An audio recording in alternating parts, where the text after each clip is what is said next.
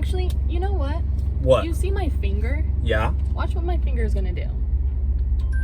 What the heck did you just do? I canceled the ride. Why did you cancel the ride? Because this is not a good ride. Are you serious? I'm dead serious. Don't I? This is literally the second time that's happened to me today. Well, that sounds like an issue with a common denominator. Okay, I have to pull over. I'm not doing this. Why? I'm already in the car. You just try to get a free ride. Are you watch TikTok or what? I didn't get a free ride. You saw that TikTok hack? Ride. You know what? We're not doing this, okay? You know what we are gonna do though?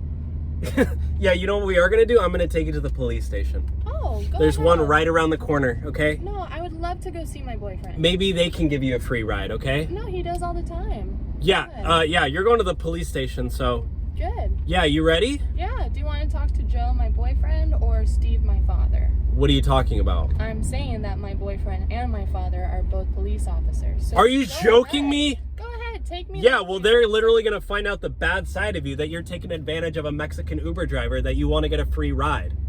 Me? Yeah, it's called like you're trying to get a free ride. I'm pretty sure that's literally illegal.